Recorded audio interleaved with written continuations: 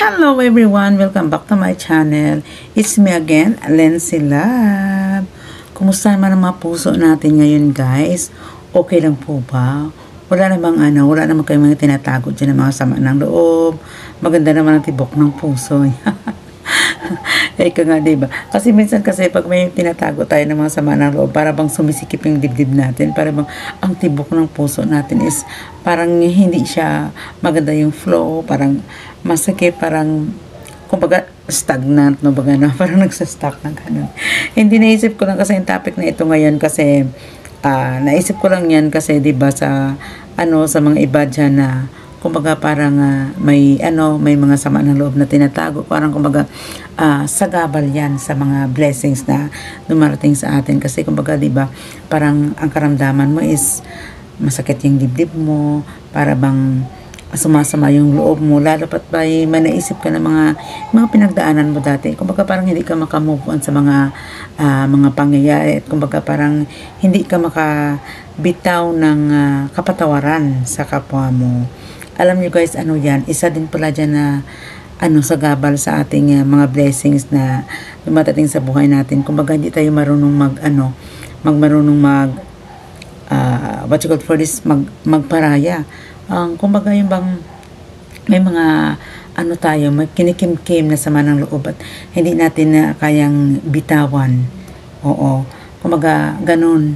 Kasi kumbaga kung like for example may tao na nakagawa sa atin ng masama, pamangloob natin sa kanila, lalo pat may pangit na pangyayari na nagawa sa atin, kaya na hindi natin kaya silang patawad.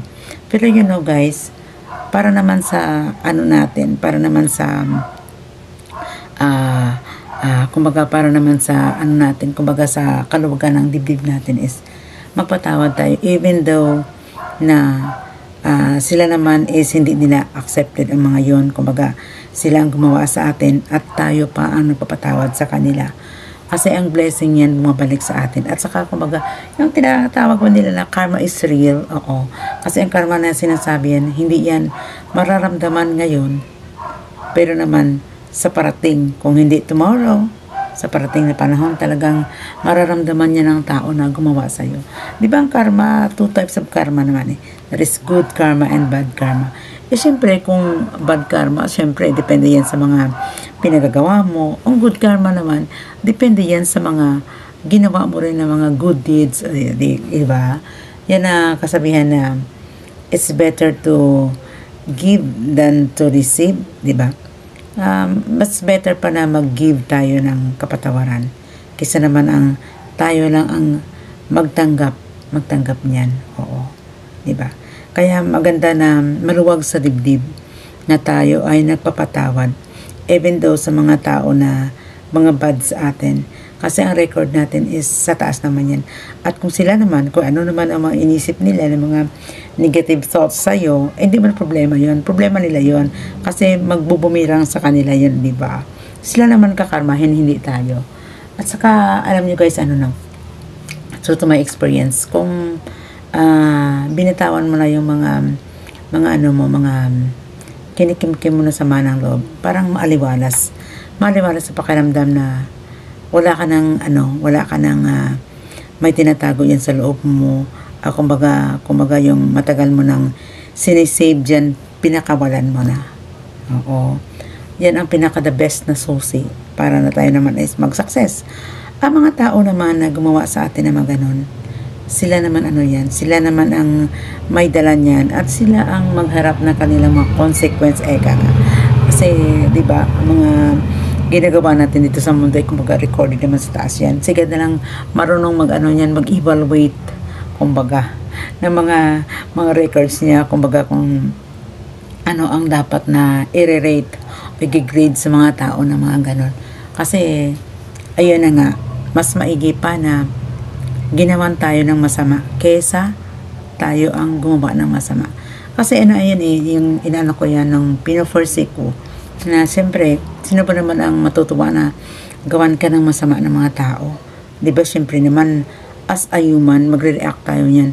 Pero, inisip ko na, kaya kung ikaw ang gumawa ng masama dun sa kanila? Mas worst, kasi ang kumbaga sa taas naman ang kung paano mo dadalhin yung mga pang ginawa mo. Kaysa naman na kung tayo naman ang gagawa ng masama, that's not better, pero at least tayo ang ibibless. Kasi at least tayo ginawan ng masama, hindi tayo ang gumawa ng masama. It means hindi tayo bad, good person tayo. Kaya ang tao na gumawa sa atin ng masama, sila ang nararapat na i-judge sa taas. Kasi kumbaga may mga ano tayo kada isa. Kada tao dito sa mundo, may mga kanya-kanya papel dito sa mundo na ginagampanan.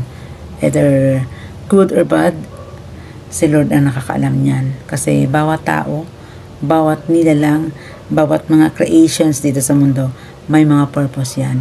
Kasi hindi nga tayo pwede na mag-judge, no? Kahit naman na pinaka-onting bagay dito sa mundo, may mga purpose yan. Kasi isipin natin, ba't sila nag-exist, they still existing? It's because may mga purpose lahat. Kaya hindi natin pwede maliitin kahit na sino o kahit na ano o kahit na anong tao dyan. Kaya dapat tayo maging tao, marunong tayong mag-understand kung ano pa dyan, whatever. Kaya marunong tayong magpatawad, marunong tayong mag-intindi sa bawat buhay ng tao. Kasi naman tayo lahat dito sa mundo, no? May kanya-kanyang papel na ginagampanan. Para lang tayo sa para lang tayo sa showbiz, diba? Oo. Ganun lang ang papel natin dito sa mundo. Kaya, ngayon naman, habang dito tayo sa mundo, i-enjoy natin yan. At kumbaga, yung good health ng tayo, that is the best. Kaya magagawa natin ang gusto natin gawin. At saka blissful tayo, na hindi tayo nahihirapan. Makakain tayo ng 3 beses sa isang araw. At makakashare tayo ng tulong sa mga nangingailangan ng tulong na ayon din sa mga makayanan ng natin. Oo. That's it for today's video, guys. Sana naman po nakakapag-share ako ng magandang thoughts sa inyo ngayon. Okay? At kung bago pa lang kayo sa aking channel, please subscribe and like my videos para naman na makakapag-upload naman ako sa aking next video para pampag-good vibes na sa ating lahat. Okay? It's me again, Lency Lab. Bye-bye for now. Positive day ahead sa lahat. God bless.